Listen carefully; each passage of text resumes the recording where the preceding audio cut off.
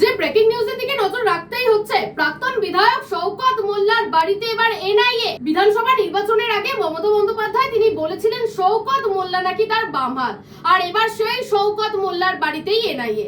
ভাঙড়ে বোমা বিস্ফোরণ মামলার তদন্তে বড় পদক্ষেপ নিল এনআইএ। বৃহস্পতিবার সকালে দক্ষিণ চব্বিশ পরগনার জীবনতলায় তৃণমূল কংগ্রেসের প্রাক্তন বিধায়ক শওকত মোল্লার বাড়িতে তল্লাশি চালায় এনআইএ এর একটি বিশেষ দল। কেন্দ্রীয় বাহিনীর জওয়ানদের সঙ্গে নিয়ে একাধিক গাড়িতে করে তদন্তকারীরা পৌঁছান শওকতের বাড়িতে।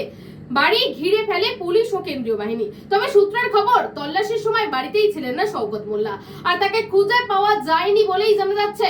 অন্যদিকে তার ছেলে ইমরান মোল্লাকে জিজ্ঞাসাবাদের জন্য নিয়ে যাওয়া হয়েছে বলেই খবর। শুধু বাড়িই নয়, শওকত মোল্লার দলীয় যে কার্যালয় রয়েছে এবং তার ছেলের যে রেস্তোরাঁ রয়েছে সেখানেও তল্লাশি চালিয়েছে। আরো একবার জানিয়ে রাখি, বিধানসভা নির্বাচনের আগে ভাঙড়ের বামনিয়া এলাকায় একটি ভয়াবহ বোমা বিস্ফোরণের ঘটনা ঘটে। সেই ঘটনায় একজনের মৃত্যু হয় এবং আহত হয় বেশ কয়েকজন। আর ঘটনার পর থেকেই এনআইএ তদন্তের দাবি জানিয়েছিল, তদন্তের দাবি উঠেছিল। ইতিমধ্যেই এই মামলায় একাধিক ব্যক্তিকে গ্রেফতারও করা হয়েছে তদন্তকারী সংস্থা দ্বারা। এদিন তদন্তকারীরা বিস্ফোরণ কাণ্ড সংক্রান্ত গুরুত্বপূর্ণ নথি ও তথ্য সংগ্রহের কাজ চালান। পাশাপাশি বামুনিয়া এলাকার একাধিক বাড়িতেও পৌঁছায় এনআইএ এর একটি দল।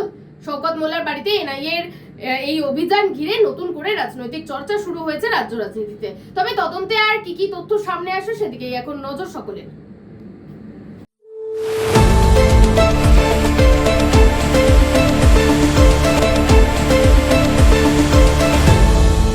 আপনারা দেখছেন এই বেলা বাংলা, শিরোনামে সবার আগে।